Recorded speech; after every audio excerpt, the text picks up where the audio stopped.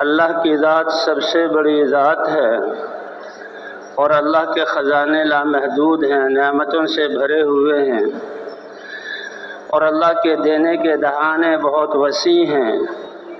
اس جگہ پر اللہ نے ہمیں آنے کی توفیق عطا فرمائی۔ لاکھوں کا مجمع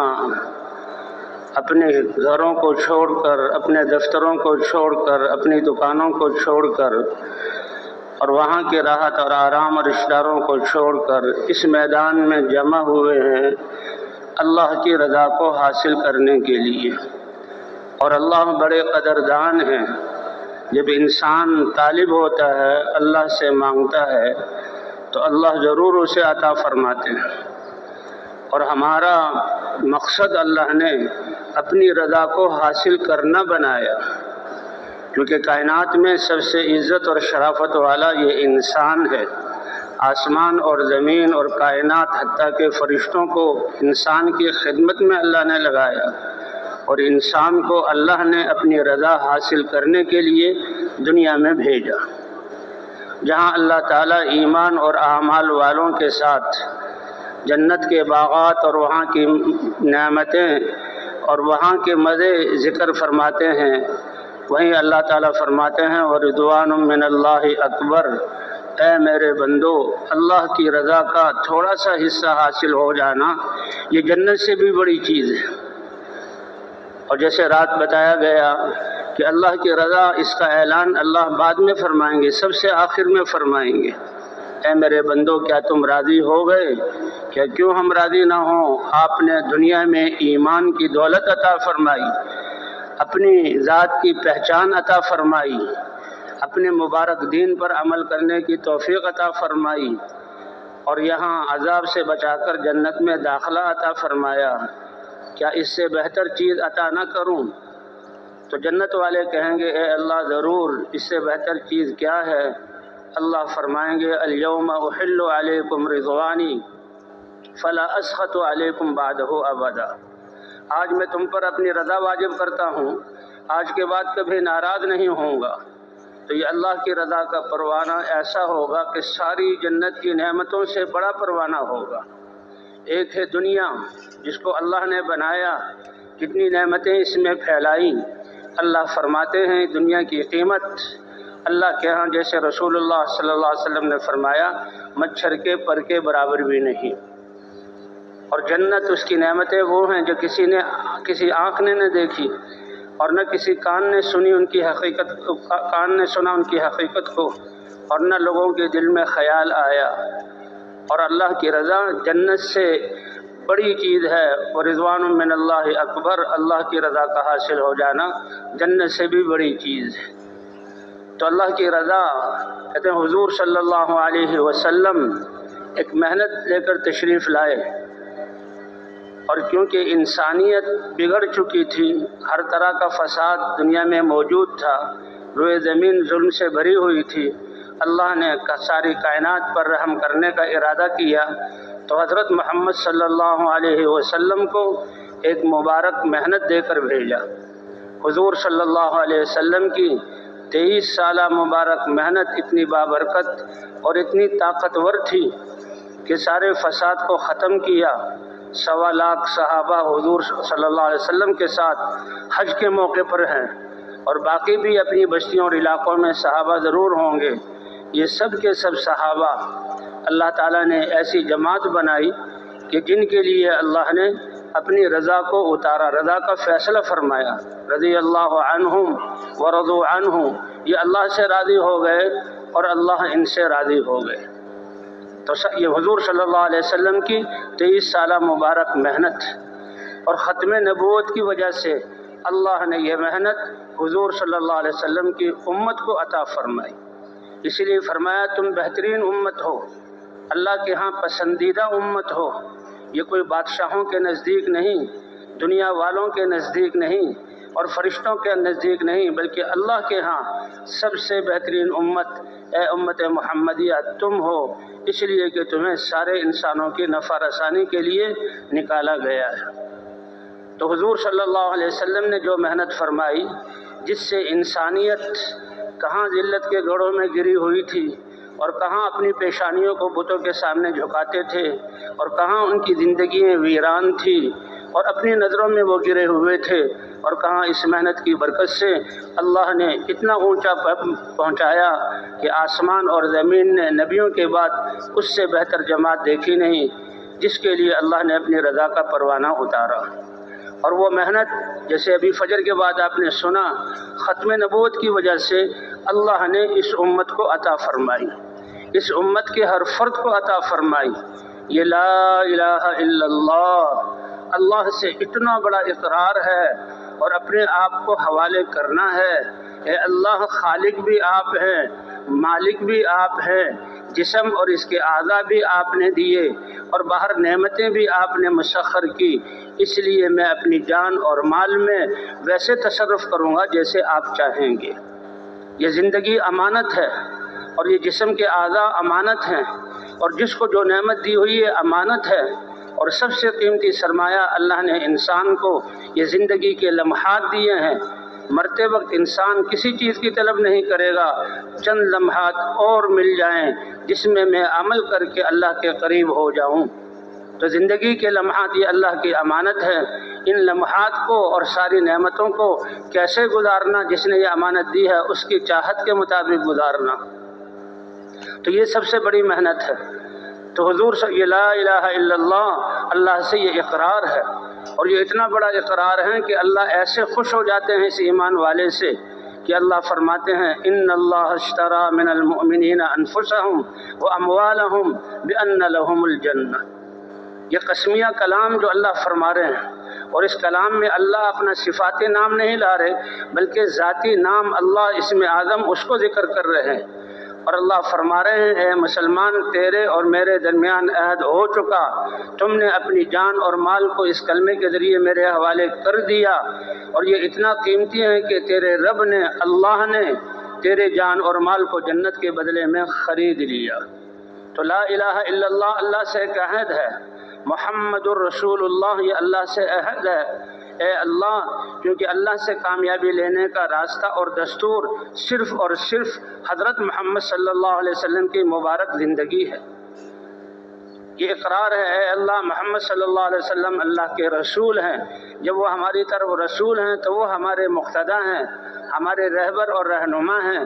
زندگی کے ہر شعبے میں ہم تیرے حکم کو تیرے نبی کے طریقے کے مطابق پورا کریں گے، اور وہ خاتم النبیین ہیں، ان کی ختم نبوت کی وجہ سے اللہ نے ہمیں نبیوں والا کام عطا فرمایا۔ اسی لیے حضور صلی اللہ علیہ وسلم نے فرمایا انا حظکم من النبیین، اے انسانوں اے میری امت فخر کرو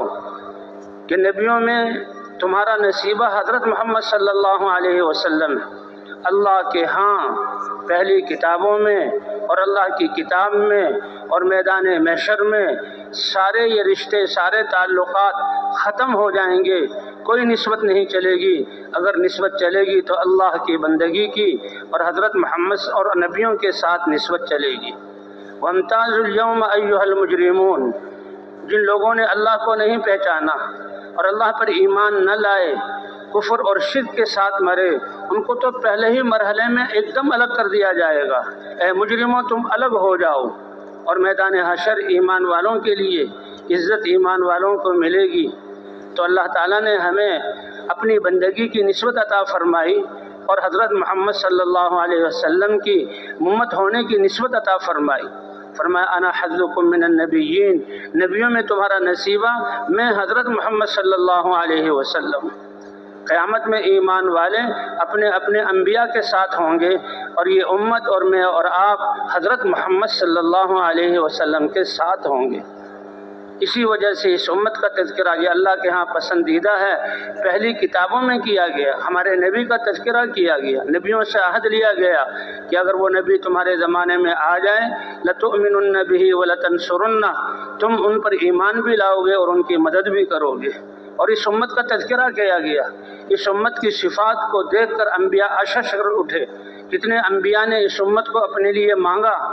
لیکن اللہ نے فرمایا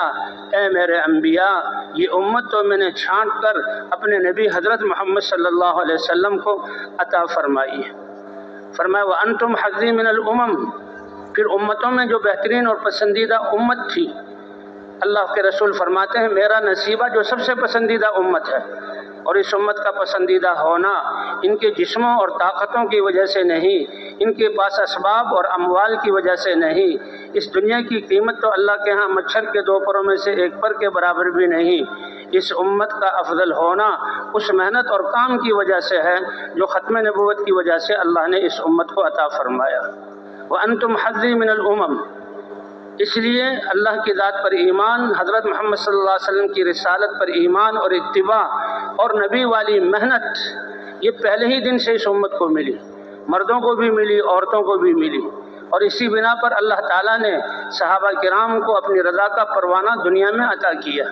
ایک ایسا مجموعہ بن گیا جو سب نبیوں کے بعد سب سے افضل، اور اللہ نے ان کو اپنی رضا عطا فرمائی اور اعلان فرمایا کہ قیامت تک جو بھی ان کے رستے پر چلے گا اللہ اس کو بھی اپنی رضا عطا فرما دیں گے۔ جو ان کے رستے پر چلے گا اللہ اس کو اپنی رضا کی دولت عطا فرما دیں گے۔ تو بھی ہمارا یہاں جمع ہونا اسی محنت اور مقصد پر آنے کے لیے ہے جو اللہ نے ہمیں دیا، اور اس ذمہ داری کو ادا کرنے کے لیے ہے جس کی وجہ سے اللہ نے ہمیں حضرت محمد صلی اللہ علیہ وسلم کی امت میں ہونے کا شرف بخشا۔ صحابہ کرام ان کے 2 طبقے ہیں، ایک مہاجرین ہے کہ اللہ کے دین کو قبول کیا اور اللہ کے دین کی دعوت میں لگے حتیٰ کہ اپنے وطن کو چھوڑنا پڑا۔ جیسے نمازوں کے لیے اللہ حکم فرماتے ہیں دکانوں کو، اپنے دفتروں کو، اپنے گھروں کو چھوڑو، 5 دفعہ اپنے گھر بلاتے ہیں، اسی طرح دین کو پھیلانے کے لیے انفروا خفافا وثقالا، اے ایمان والو، انسانیت کو اللہ کے غصے اور ناراضگی اور جہنم سے بچانے کے لیے اور جہالت اور آپس کی پریشانیوں سے نکالنے کے لیے نکلو اللہ کے راستے میں، ہلکے ہو یا بوجھل، اللہ کا حکم ہے۔ صحابہ کرام ہر حال میں اللہ کے راستے میں نکلے۔ تو ہجرت کرنا مہاجرین، ایک قسم مہاجرین کی ہے کہ جنہوں نے مکہ جیسا شہر چھوڑا۔ اللہ کے رسول صلی اللہ علیہ وسلم بھی مکہ جیسے شہر کو چھوڑتے ہوئے رو رہے ہیں اور فرما رہے ہیں اے مکہ تو کتنی پاکیزہ جگہ ہے، تجھ میں بیت اللہ ہے، تو میرا جائے پیدائش ہے، لیکن اللہ کے دین کے لیے تجھے بھی چھوڑ رہا ہوں۔ تو مہاجرین جنہوں نے اتنی قربانیاں کی کہ اپنے وطن کو بھی چھوڑا، اسی لیے کہتے ہیں کہ اللہ کے راستے میں نکلنا جتنی دیر کے بھی لیے ہو یہ مہاجرین سے مشابہت ہے۔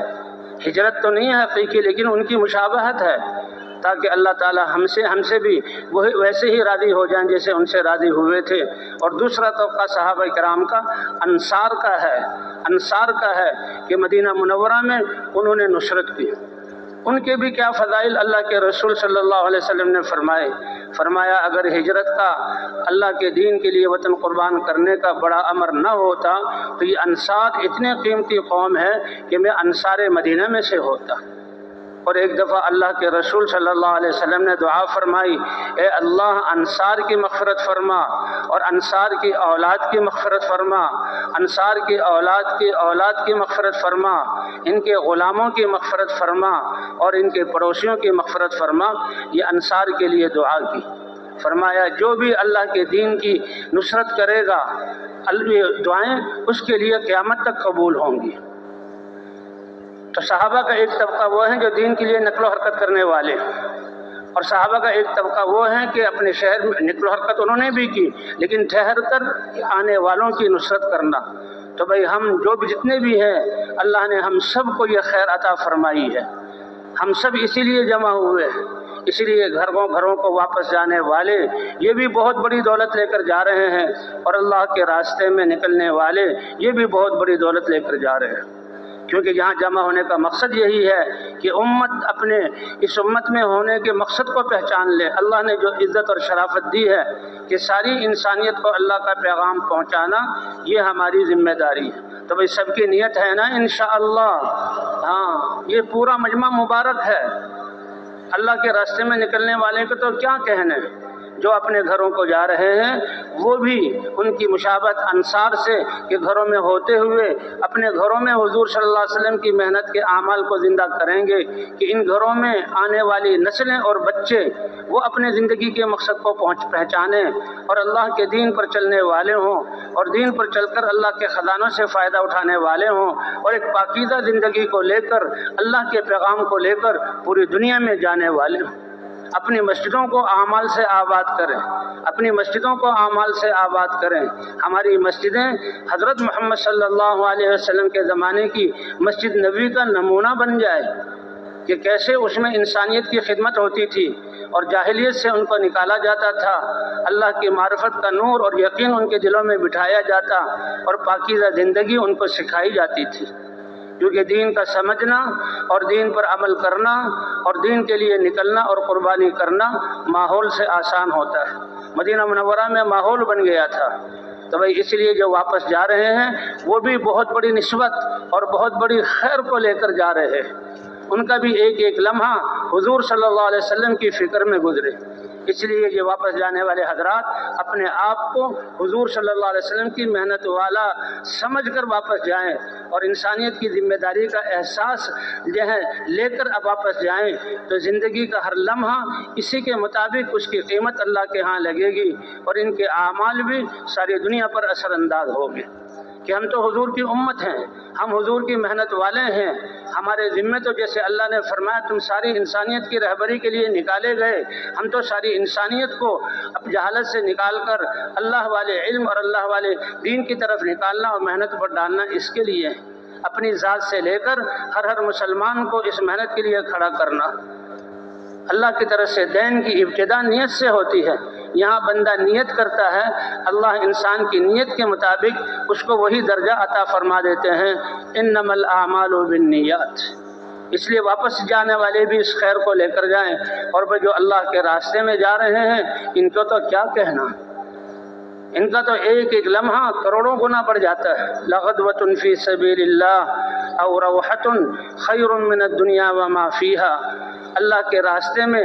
دین کو زندہ کرنے کے لیے، امت کو دین پر کھڑا کرنے کے لیے ایک صبح اور ایک شام لگانا، یہ دنیا اور دنیا کے کتنے خزانے مالک بن جائے اور اس کو نفلی صدقے میں خرچ کر دے، اس سے زیادہ بہتر ہے ایک صبح یا ایک شام اللہ کے راستے میں دین کی محنت کے لیے لگا دینا۔ اس لیے آتا ہے کہ وہ شخص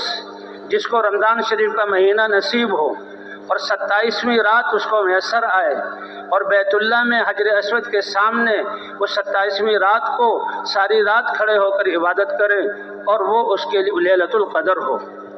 مکہ شہر اس میں ایک ایک عبادت لاکھ گنا بڑھ جاتی ہے، پھر بیت اللہ کے سامنے، پھر رمضان میں ایک نفل فرضوں کے برابر اور ایک فرض 70 گنا فرض ہو جاتے ہیں۔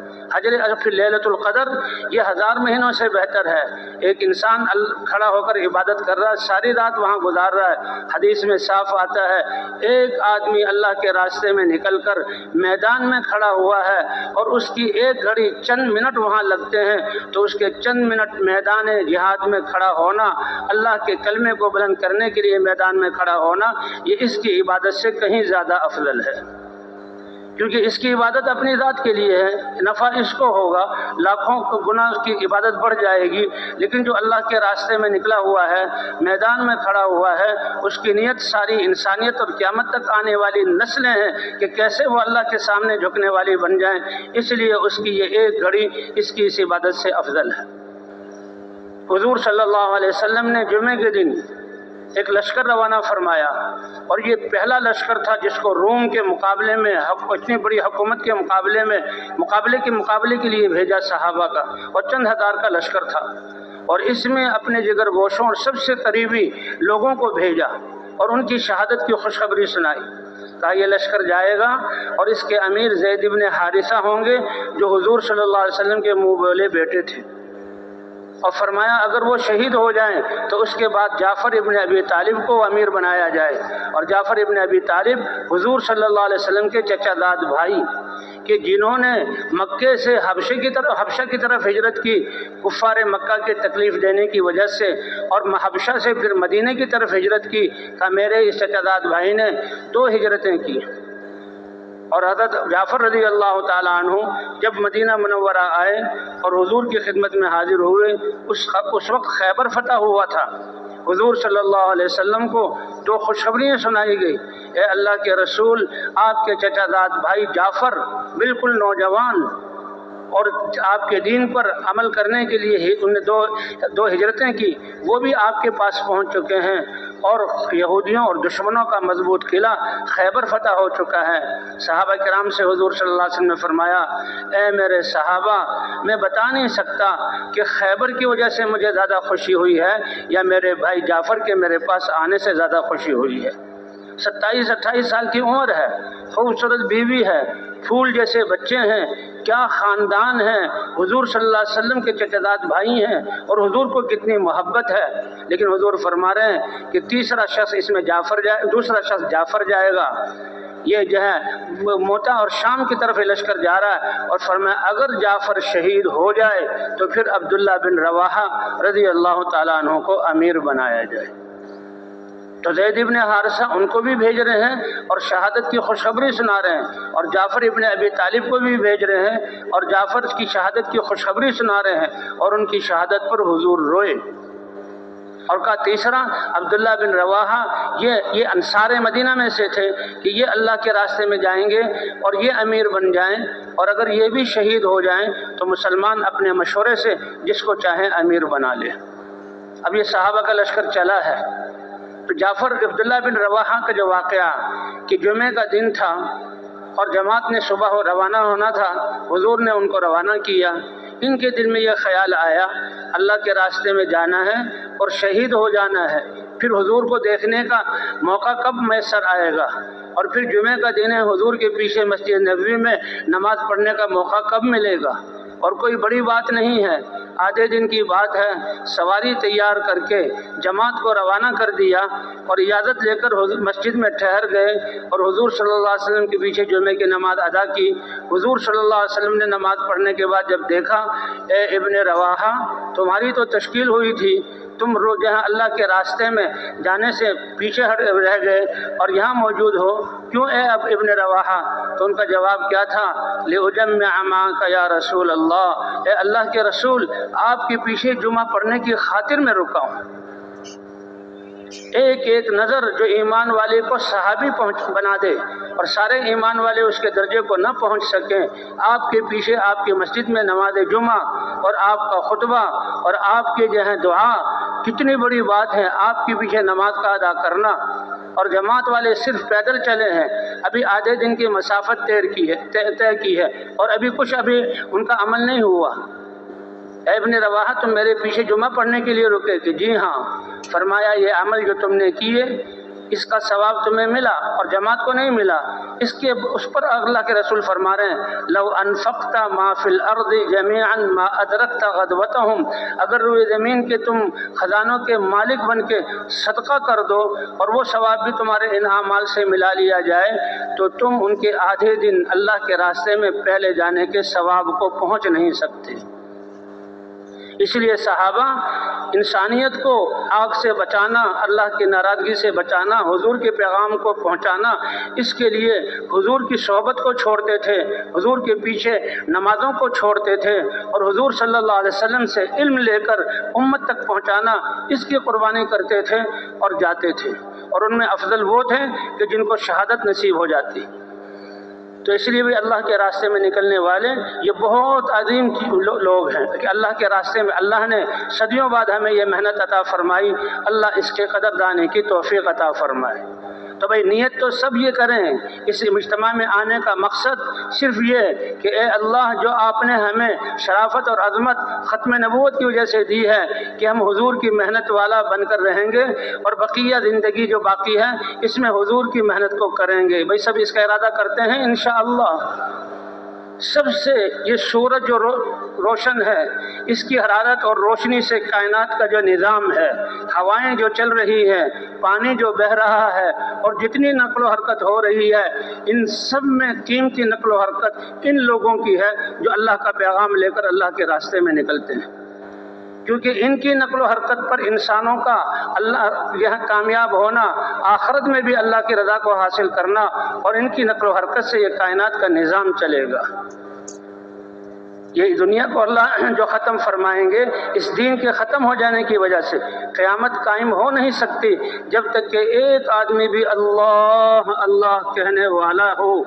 جب وہ بھی ختم ہو جائے گا پھر اللہ کائنات کو ختم کر دیں گے۔ سورج کے نکلنے کی اتنی تاثیر نہیں، ہواؤں کے چلنے کا اتنا اثر نہیں، اور پانی کے بہنے کا اتنی تاثیر نہیں جتنا ایمان والوں کا اللہ کے راستے میں نکلنا، کیونکہ سورج کا نکلنا بھی موقوف ہے ان کے اس دین پر جس کے لیے نکلے ہیں، اور ہواؤں کا چلنا بھی موقوف، آسمانوں کے تھمے رہنا بھی موقوف، اور فرشتوں کا زندہ رہنا بھی اس بات پر موقوف ہے۔ جس دن اللہ کا دین نکل گیا، اللہ فرمائیں گے اے اسرافیل سور پھونک دو اور ساری کائنات ختم ہو جائے۔ اس لیے حضور صلی اللہ علیہ وسلم نے فرمایا میں خوشگوار زندگی کیسے اختیار کروں جبکہ سور والے فرشتے نے سور کو اپنے منہ میں لیا ہوا ہے، اللہ کے امر کا انتظار کر رہا ہے۔ جب اللہ اللہ کہنے والا بھی ختم ہو جائے گا، بازار اب کھل جائیں گے اور دکاندار اپنی ترازوؤں کو قائم کر دیں گے، اور زمیندار اپنے رہٹ پر آ کر کنویں کو رہٹ کو چالو کر دے گا، دفاتر والے اپنے دفاتر میں پہنچ جائیں گے، ادھر اللہ کہنے والے کی روح نکلے گی، ادھر اللہ عالم کی بساط کو لپیٹ دیں گے۔ تو سب سے بڑا نقل و حرکت اس دین کی محنت کو کرنے والے کہ ان کی محنت کی وجہ سے دین زندہ ہوگا اور عالم کا نظام قائم ہوگا۔ تو اللہ ہمیں صحیح طور پر نقل و حرکت کرنے کی توفیق عطا فرمائے۔ صحابہ کرام کی نقل و حرکت سے مدینہ منورہ کے گھر کچے، ان کے گھروں میں چراغ نہیں جلتے تھے۔ کیوں نہیں جلتے تھے؟ اس لیے کہ ان کے گھروں میں تیل نہیں ہوتا تھا، اور ان کے گھروں میں آگ نہیں جلتی تھی۔ کیوں نہیں جلتی تھی؟ کہ عام طور پر پکانے کی چیزیں ان کے گھروں میں میسر نہیں ہوتی تھی، کبھی کبھی آگ جلتی تھی، لیکن ایمان، اور ان کے گھر کچے تھے لیکن ایمان اور اعمال اور اخلاق ان کی زندگیاں بھری ہوئی۔ مدینے سے یہ آواز اٹھی اور پھر اسپین تک جا کر روکی، اور مدینے سے صحابہ کرام اور مسلمان چلے اور یونان اور بلقان کی ریاستوں تک پہنچے، اور مدینے سے صحابہ کرام چلے خراسان کی ریاستوں اور آذربائیجان آرمینیا تک پہنچے، اور مدینے سے صحابہ کرام چلے اس زمانے میں اور چین کے آخر منگولیا تک صحابہ کرام پہنچے۔ بستیوں کے نام و نشان نہیں تھے، اور جو ہے بازار اور جو ہے لوگ یہ جو اسباب نے زندگی کے نہیں تھے، اور لوگ سارے ان کے دشمن تھے، اور صحابہ کرام کے پاس توشہ نہیں ہوتا تھا۔ اللہ کے دین کے اور اللہ کے پیغام کو پہنچانے کے لیے نکلے ہیں، بارش برسا کر اللہ پانی دیں گے، اور وہ اللہ جو زمینوں سے غلے اگا کر اپنے مخلوق کو دے رہا وہ اپنی قدرت سے رزق کا انتظام کریں گے، اور ایسے ہوا۔ وَمَن يَتَّقِ اللَّهَ يَجْعَل لَّهُ مَخْرَجًا وَيَرْزُقْهُ مِنْ حَيْثُ لَا يَحْتَسِبُ۔ ہمارے تقوی میں اللہ کی ذات پر یقین کرنا، اللہ کے دین پر چلنا، اور ہمارے دین میں پورا دین جس میں کامیابی ہے، دین کی محنت کو کرنا۔ جو تقوی والی زندگی اختیار کریں گے اللہ ان کے لیے مشکلات سے راہیں نکالیں گے اور رزق دیں گے ایسا جہاں جس کا وہ ہمیں گمان نہ ہو۔ تجارت سے مال کا آنا اس کو بچہ بھی سمجھتا ہے، زراعتوں سے غلوں کا ملنا ہر ایک انسان سمجھتا ہے، اور محنتوں سیاست سے عہدوں پر آنا اس کو ہر ایک انسان سمجھتا ہے، لیکن اللہ کا اپنی قدرت سے بغیر ان اسباب کے یہ نتائج مہیا کرنا، یہ تقوی والوں کو اللہ عطا فرمائیں گے۔ اس لیے بھائی سب سے بڑی نقل و حرکت ان لوگوں کی ہے، عالم کا نظام ان کی وجہ سے بچے گا، امن ان کی نقل و حرکت سے قائم ہوگا، بھائی چارہ ان کی نقل و حرکت سے قائم ہوگا، ان کی نقل و حرکت سے یقین بدلیں گے اور اعمال بدلیں گے اور دین زندگیوں میں آئے گا۔ اللہ امن کے فیصلے فرمائیں گے، وباؤں سے محفوظ فرمائیں گے، آخرت بھی بنائیں گے اور دنیا بھی بنائیں گے۔ لیکن بھائی ابھی ہم اس محنت کو سیکھ رہے ہیں، صدیوں سے یہ محنت چھوٹی اور محنت کو ہم بھول گئے تھے، اور محنت کو بھولنے کو بھی ہم بھول گئے تھے۔ اللہ نے اپنے فضل سے اس محنت کو چالو کیا اور لاکھوں انسانوں کو اس محنت میں لگا دیا۔ تو اس محنت کو ابھی سیکھ رہے ہیں۔ اس محنت کے صفات ہیں کہ اللہ کے راستے میں نکل کر صبر کی صفت آ جائے، اللہ پر توکل کی صفت ہم میں آ جائے، نرمی کی صفت ہم میں آ جائے، ایثار اور ہمدردی یہ ہمارے اندر پیدا ہو جائے۔ اسی لیے اللہ نے فرمایا فبما رحمت من اللہ لنت لہم، آپ کو دین دے کر بھیجا اور دین کی محنت دے کر بھیجا، لوگ اس پر جڑ جائیں تو ہم نے اپنے فضل اور رحمت سے آپ کو نرم کیا، نرمی پر یہ انسان جڑے اور دین پر یہ انسان اکٹھے ہوئے ہیں۔ لو انفقت ما فی الارض جميعا ما الفت بین قلوبہم ولکن اللہ الف بینہم، روئے زمین کا خزانہ آپ کو دے دیا جاتا، آپ لوگوں کے گھر بنوا دیتے اور ان کے گھروں کو جو ہے اسباب سے بھر دیتے اور پیسوں کے انبار لگ جاتے تو ان کے دلوں کو جوڑ نہیں سکتے تھے۔ فقر و فاقہ کے ہوتے ہوئے اللہ نے ان کے دلوں کو ایسا جوڑا، جیسے فجر کے بعد آپ نے سنا کہ ایک سری ایک گھر میں آتی ہے، حالانکہ اس میں بھی فقر و فاقہ ہے، لیکن ہو سکتا ہے دوسرا پڑوسی مجھ سے زیادہ محتاج ہو، 7 گھروں میں وہ بکرے کی سری پھری اور پھر پہلے گھر میں آ گئی۔ میدان جنگ میں ایسی ایثار اور ہمدردی، ایک صحابی کہتے ہیں کہ میدان جنگ میں جب جنگ ختم ہوئی اللہ نے فتح عطا فرمائی، زخمی بھی تھے اور شہید بھی تھے، میں اپنے چچا زاد بھائی کے تلاش کرنے کے لیے چلا، دیکھا شہیدوں میں تو نہیں ہیں، زخمیوں میں وہ پڑے ہوئے تھے اور ان کے جسم سے خون رس رہا تھا اور موت کا وقت تھا۔ اللہ اکبر، کیسا ایثار اور ہمدردی اس دین کی وجہ سے آئی کہ میرے پاس مشکیزہ تھا، اب خون زیادہ بہا، یقیناً ان کو پیاس لگی ہوئی ہے، ان کو پانی پلانے کے لیے میں ان کے پاس ان کے منہ سر کے اوپر آ گیا، انہوں نے پانی پینے کے لیے منہ کھولا، لیکن ساتھ ہی ایک اور زخمی تھا، اس نے آہ ایسے بھری کہ جیسے وہ پانی چاہتا ہو، تو میرے چچا زاد بھائی نے اپنا منہ بند کیا اور ہاتھ سے اشارہ کیا کہ پہلے میرے اس مسلمان بھائی کو پانی پلا دو۔ اب وہ دوڑ کر حکم تھا بھائی کا کہ اس کے بغیر یہ پانی پیے گا نہیں، تو اس کے دوسرے کے پاس گئے اور دوسرے کے منہ میں پانی ڈالنے لگے ہیں تو تیسرے مسلمان نے آہ بھری کہ مجھے پانی پلاؤ، میں بھی زخمی ہوں، تو دوسرے نے بھی اپنا منہ بند کیا، اشارہ کیا پہلے میرے تیسرے بھائی کو پلاؤ، اس تک پہنچے تو اس کی روح پرواز کر چکی تھی، پھر فوراً دوسرے کے پاس آئے، اس کی روح بھی پرواز کر چکی تھی، اپنے چچا زاد بھائی کے پاس آئے تو اس کی روح بھی پرواز کر چکی تھی۔ انسانی تاریخ ایسے ہمدردی کی مثال پیش نہیں کر سکتی جو اس محنت کی برکت سے یہ ان انسانوں میں آیا۔ یہ وہی لوگ تھے جو اپنی بیٹی کو زندہ دفن کرتے تھے، یہ وہی لوگ تھے جو اپنے بیٹے کا گلا گھونٹ کر مار دیتے تھے، یہ وہی لوگ تھے جو ذرا ذرا سی باتوں پر دوسرے کا جہاں گردن اڑا دیتے تھے۔ آج اللہ نے وَيُؤْثِرُونَ عَلَىٰ أَنفُسِهِمْ وَلَوْ كَانَ بِهِمْ خَصَاصَةٌ کہ یہ خود بھوکے اور پیاسے ہوتے ہوئے دوسروں کو ترجیح دیتے ہیں۔ تو بھئی اللہ نے ہم اس محنت کو سیکھنے کے لیے نکلے ہیں، یہ صفات ہمارے اندر آ جائے۔ اس محنت کی 2 بنیادی چیزیں ہیں، ایک اجتماعیت اور دل جڑے ہوئے ہوں، اور دوسرا نقل و حرکت،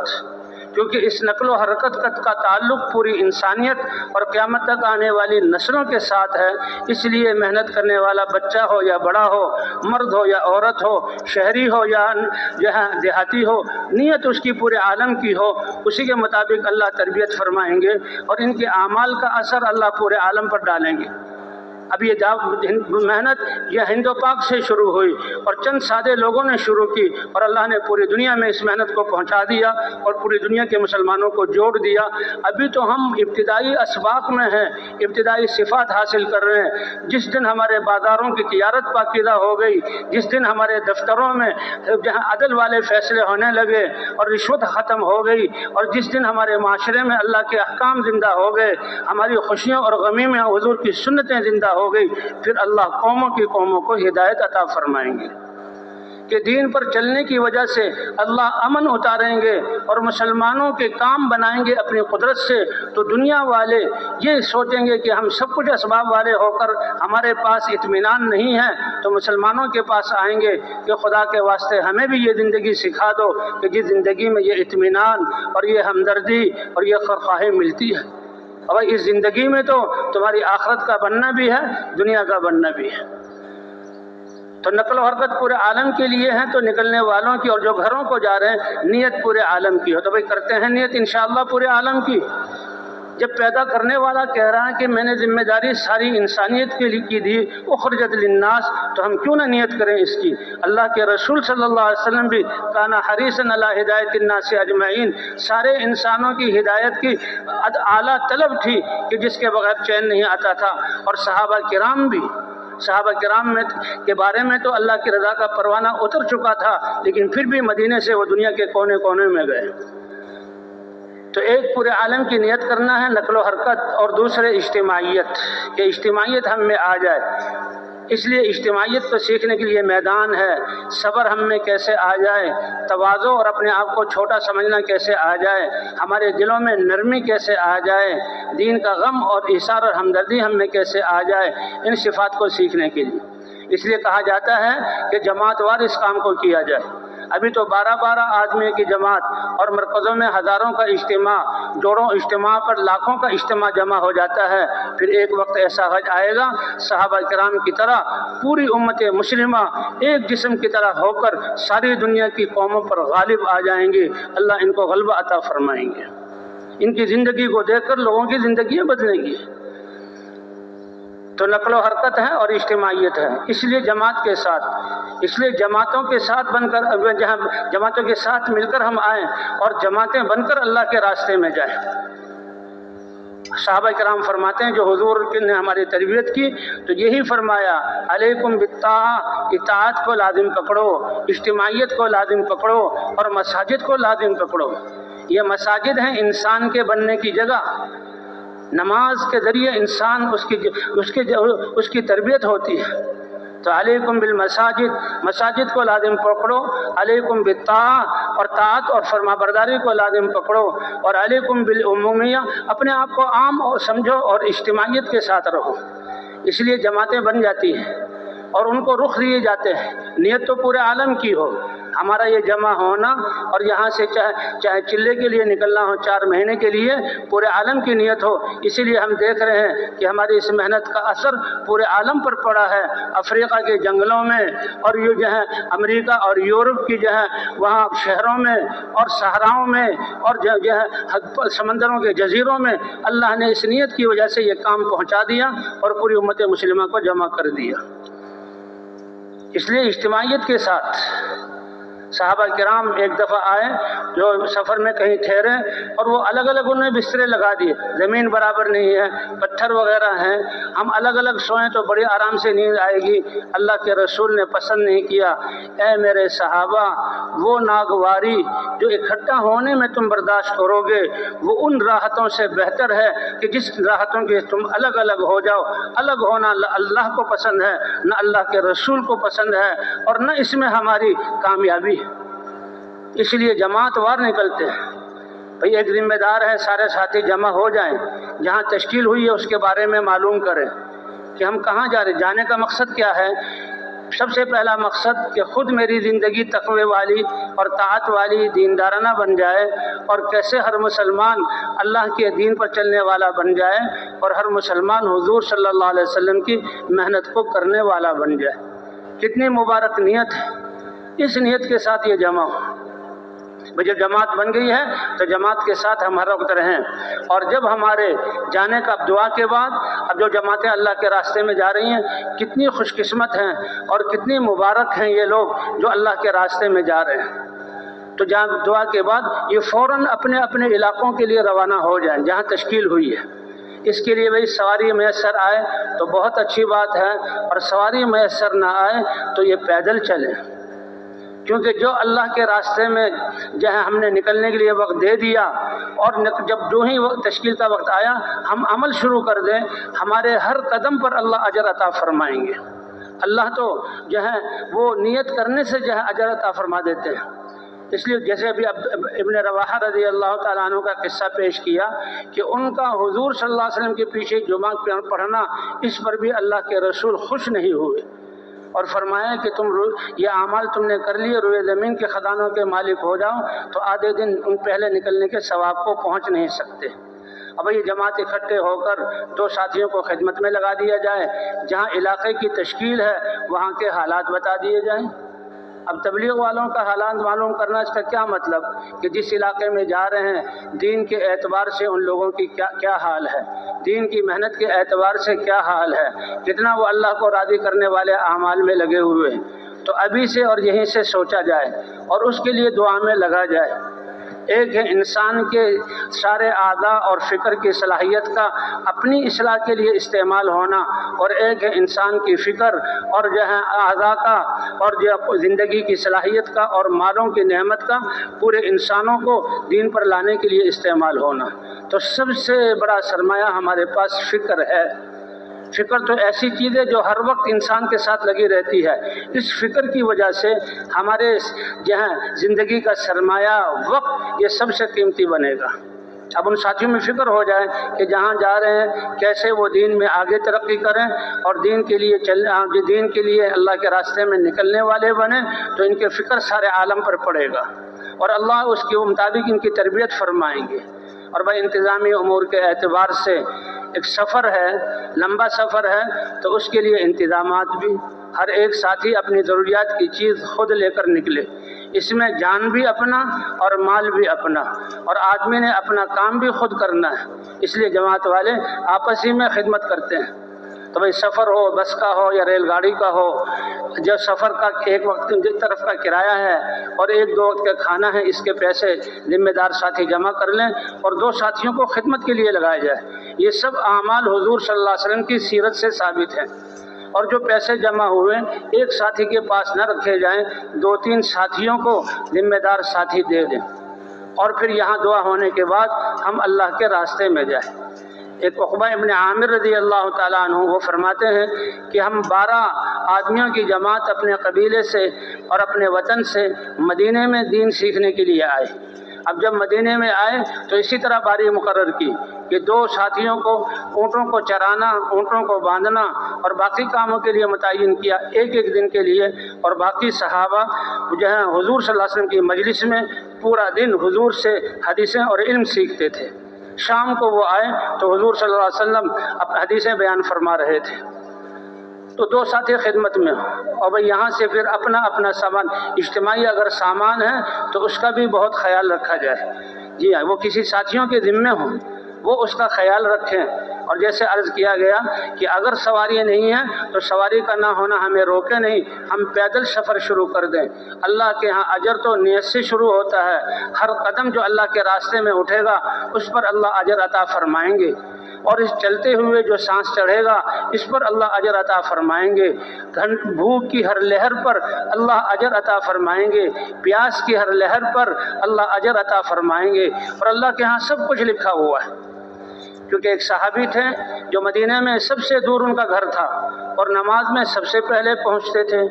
اس وقت مدینے کے راستے وہ وادیوں اور گھاٹیوں والے ہوتے تھے، پتھر اور جھاڑ جھنکاڑ ہوتے تھے، رات کے اندھیروں میں بچھو اور جو ہے سانپ وغیرہ بھی ہوتے تھے، اور سخت گرمی اور سردی میں دھوپ کی تپش اور رات کو ہواؤں کی تھپیڑے یہ سب ہوتے تھے، اور سب سے دور ان کا گھر تھا اور وہ سب سے پہلے پہنچتے تھے۔ صحابہ کرام کو ان پر ترس آیا، کہنے لگے بھائی تم کتنی مشقت اختیار کرتے ہو اور کہاں سے آتے ہو؟ لو اشتریت حمارا، اگر تم گدھا خرید لو تو گدھے پر سوار ہو کر جلدی پہنچ جاؤ گے۔ یہ انسانی اعتبار سے سمجھداری کی بات ہے، وقت کم خرچ ہوگا، تم ٹھوکروں سے بچ جاؤ گے، اور جتنا پیدل چلنے میں سانس چڑھتا ہے، پسینہ بہتا ہے، ٹھوکریں لگتی ہیں، اس سے بچ جاؤ گے، کم مشقت ہوگی۔ انہوں نے کہا واہ کیا سمجھتے ہو، میں کوئی سمجھدار نہیں ہوں، میں تو اللہ کے لیے کر رہا ہوں، اور میں اللہ سے امید رکھتا ہوں کہ ہر قدم، ہر ٹھوکر، ہر پسینے کا قطرہ، ہر سانس اور ہر تکلیف پر اللہ مجھے اجر عطا فرمائیں گے۔ اب یہ فیصلہ کون کرے؟ یہ تو صحابہ اس کو ہمدردی کے طور پر کہہ رہے ہیں، فیصلہ کون کرے؟ اللہ کے رسول صلی اللہ علیہ وسلم کو پتہ لگا، اللہ کے رسول نے شاباش دی، کہا اے میرے صحابی، تم نے جو نیتیں کی ہیں تمہارے ہر عمل کا ثواب اللہ نے تمہارے لیے لکھ دیا ہے۔ ہاں، اللہ کے راستے میں جانا، اس لیے جماعتوں میں پیدل۔ اللہ قادر تھے کہ جیسے حضور صلی اللہ علیہ وسلم کو بیت اللہ سے بیت المقدس جانے کے لیے ایسی سواری دی کہ دنیا میں کسی کو وہ سواری نہ ملی، براق سواری دی، اور بیت المقدس سے آسمانوں پر براق سواری پر گئے۔ اللہ قادر تھے کہ حضور کو پہلے ہی دن سے وہ سواری دے دی جاتی، پوری دنیا میں آپ پھرتے، لیکن دین کی محنت کے لیے اے نبی آپ چلیے، پیدل چلے، مکہ سے مدینہ طائف پیدل گئے، اور مکے کی گھاٹیوں میں آپ پیدل چلتے تھے، کتنے سفروں پہ صحابہ پیدل چلے۔ تو بھئی اللہ کے ہاں تو ہر عمل لکھا جاتا ہے، اس لیے پیدل چلنا یہ ہمارے لیے سعادت کی بات ہے۔ اس ہمارے چلنے سے ذکر، سیکھنا سکھانا اور دعوت اور ہمارے جسموں سے نکلنے والے انوارات یہ فضاؤں کو بدل دیں گے، جس سے آج کل بے حیائی کی چیزوں کو، ان فضاؤں کی لہروں کو قبول کر کے ہر گھر میں اس کی نوست پہنچائی جا رہی ہے۔ یہ دعوت والے جب دعوت والے غم کو، فکر کو لے کر چلیں گے، ان کے جسموں سے جو انوارات نکلیں گے، ان کی دعوت کے بول کے جو انوارات، کیونکہ اللہ کے دین کا ہر امر ایک نور ہے، نماز ایک نور ہے، اللہ کا ذکر ایک نور ہے، تو وہ دعوت کے الفاظ جس سے سارے عالم کا باطل ٹوٹتا ہے اور سب انوار والے اعمال کرنے والے بنتے ہیں، تو ان سے کتنا نور ان فضاؤں میں آئے گا۔ پھر ان فضاؤں میں آنے، جیسے اس مرکز میں کوئی جتنے بھی نئے لوگ آئیں، لا محالہ ان اعمال کی برکت سے ان کا دل بدل گیا ہوگا کہ واہ یہ کیا کتنی بڑی محنت ہے۔ ایسے بھائی ہم نے فضاؤں کو اپنے اعمال کے انوارات سے بدلنا ہے، تو بھئی کریں گے کوشش انشاءاللہ۔ ہاں، اللہ تو نیت سے اجر شروع کرتے ہیں، لوگوں کو نہیں پتا کتنے قدم، حتیٰ کہ اللہ تو جو راستے کا غبار اس پر پڑ جائے گا اس کا اجر بھی عطا فرمائیں گے۔ یہ کون لوگ ہیں کہ اللہ کے راستے میں نکل کر ان کے بال پراگندہ غبار آلود، ان کے جسموں پہ میل کچیل، ان کے قدموں پر غبار پڑتا تھا، اللہ فرمائیں گے کہ میرے راستے میں میرے دین کی محنت کے لیے یہ نکلے، ان کے غبار کی یہ قیمت ہے کہ ان کو جہنم کی آگ تو درکنار، جہنم کا دھواں بھی ان کو چھو نہیں سکتا۔ یہ اللہ کے راستے کی محنت اور اس کے اعمال، ان کے اعمال کی قیمت ہے۔ اور ایک روایات میں تو ایک عالم نے سنایا تھا کہ اللہ تعالیٰ خاص لوگوں کو اپنے عرش کے سائے کے نیچے جگہ دیں گے، ان کے بہت زبردست ممبر ہوں گے، اور ان کے اور عرش کے درمیان ایک مشک کے ٹیلے ہوں گے، عرش سے ایک ہوا چلے گی اور وہ ان مشک کے ٹیلوں سے مشک اڑا کر ان کے جسموں پر ڈالے گی۔ کل اللہ کی بنائی ہوئی یہ مشک اور آخرت کی اور عرش کے نیچے کی یہ مشک فضاؤں کو معطر کرے گی اور ان کی جسموں میں یہ خوشبو آئے گی۔ وہ حیرانگی سے پوچھیں گے کہ یہ مشک کا انعام اور اکرام کس لیے؟ کہا یہ اللہ کے راستے کی غبار ہے جو تمہارے اوپر اللہ کے راستے میں نکلنے پر پڑتی تھی۔ اس لیے بھائی معاملہ اللہ کی ذات سے ہے، اس لیے پیدل چلیں۔ اور اگر ریل گاڑی یا بس اسٹاپ وہاں پہنچے ہیں تو سارے ساتھی جو ہے، اگر ریل گاڑی نہیں آئی اور جو ہے وہ بس نہیں آئی تو پھر ہم نے جو ہے دعوت کے عمل کو شروع کرنا، اللہ کے راستے میں نکل کر اپنے اوقات کو کرنے والے اعمال میں لگانا ہے، اور جن چیزوں سے بچنا ہے ان سے اپنے آپ کو بچانا ہے۔ وہ کیا اعمال ہیں جن کو کرنا ہے کہ ہم ساری انسانیت کی ہدایت اور اپنی ہدایت اور اصلاح کے لیے نکلے ہیں۔ سب سے پہلے ہم نے دعوت میں لگنا ہے، اور دعوت کے 3 عنوان ہیں۔ اللہ سے بڑی ذات کوئی نہیں، اللہ سے زیادہ قدرت والی ذات کوئی نہیں، اللہ کے خزانوں سے زیادہ کسی کے خزانے نہیں۔ اللہ کی بڑائی ہم نے بیان کرنی ہے، اللہ کی وحدانیت کو بیان کرنا ہے، تاکہ ہماری یہ محدود نظریں ان دنیا کے اسباب پر ان کا یقین ختم ہو جائے اور ان کا تأثر ختم ہو جائے، اللہ کی بڑائی ہمارے دلوں میں بیٹھ جائے، اللہ کی وحدانیت ہمارے دلوں میں بیٹھ جائے۔ سب سے پہلے اللہ کی طرف بلانا، اور پھر دنیا کی اسباب کا جو تأثر ہے کہ جن کی وجہ سے انسان اللہ کے احکام چھوڑتا ہے۔ کتنا بھولا ہے یہ انسان کہ اللہ نے تو رزق کے دانے اس کے لیے لکھ دیے، اللہ نے اس کے لیے لباس لکھ دیا، پانی کے قطروں پر مہر لگ گئی، جس عہدے پر اس نے پہنچنا ہے وہ اس کے لیے لکھ دیا گیا۔ اللہ پہنچائیں گے، تو جس چیز کا وعدہ اللہ نے کیا اور پہنچانا ہے اس کی تگودوں میں انسان لگا ہوا ہے اور اپنی محنت کو ضائع کر رہا ہے، اور جس محنت کے لیے اللہ نے بھیجا ہے اس کو یہ انسان بھولا ہوا ہے۔ اس لیے بھائی اعمال، اموال سے اور دنیا کے نقشوں سے اعمال کی طرف بلانا، کہ حقیقی اعمال کامیابی دلانے والے وہ اللہ کے احکام ہیں، اور ان احکام کو نبی کے طریقے پر پورا کرنا۔ تو بھئی دعوت دیں گے نا انشاءاللہ اس کی.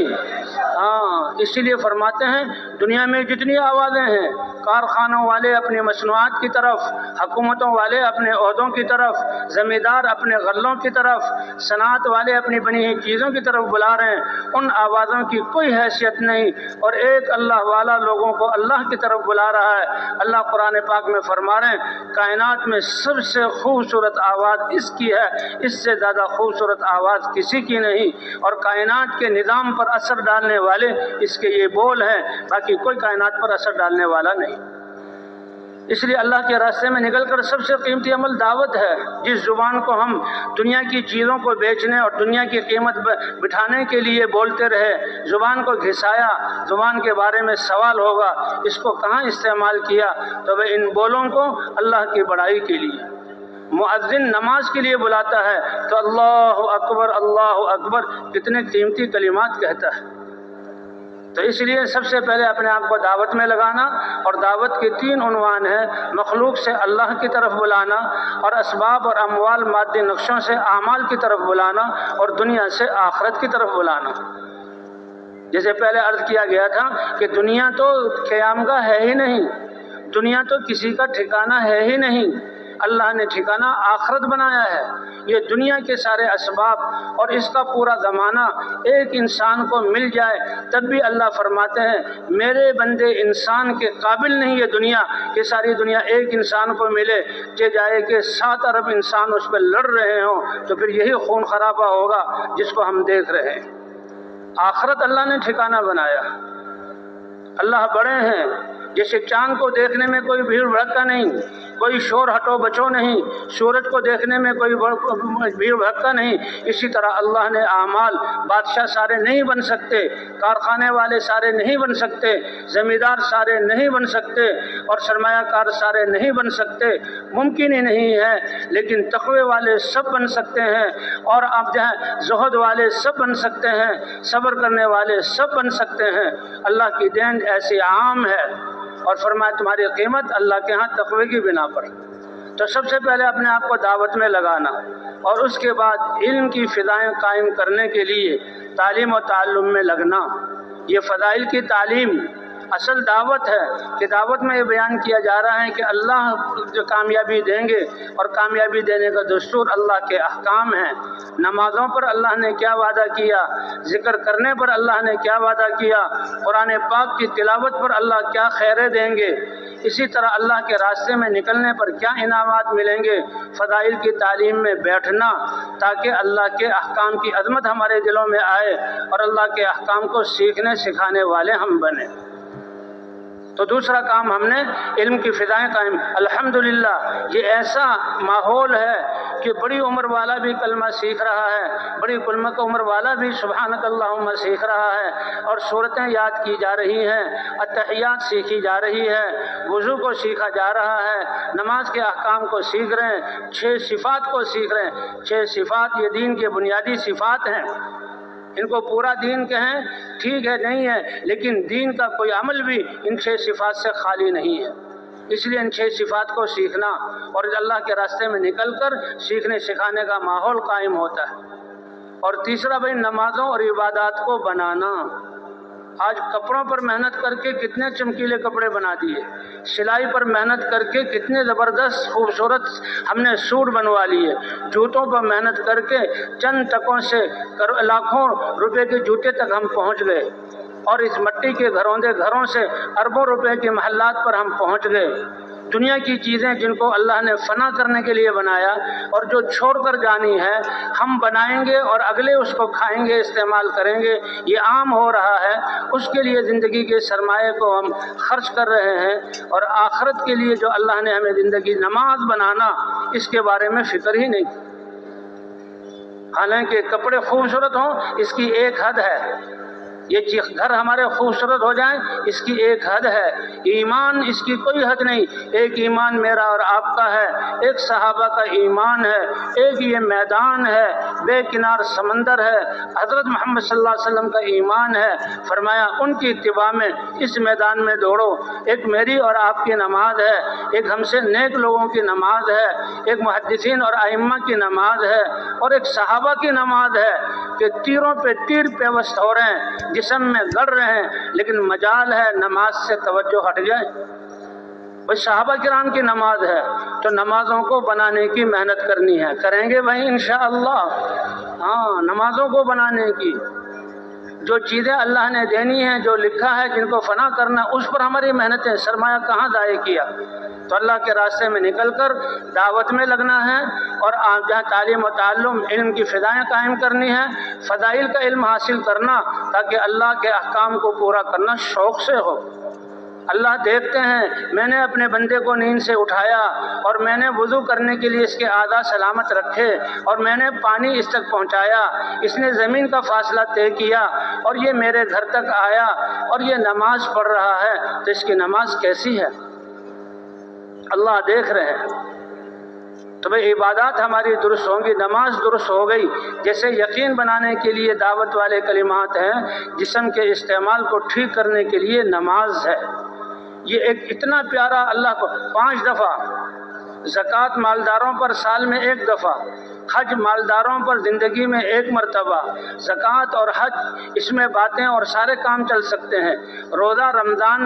میں سال میں 1 مہینہ، اور روزہ ہوتے ہوئے سارے کام کر سکتے ہیں، لیکن نماز دن میں 5 مرتبہ اللہ کے گھر میں آنا، اور یہ ایسا عمل ہے کہ دنیا کا فکر بھی چھوڑو اور دنیا کی باتوں کو بھی چھوڑو، اور نماز کا تعلق انسان کے ہر عضو سے ہے،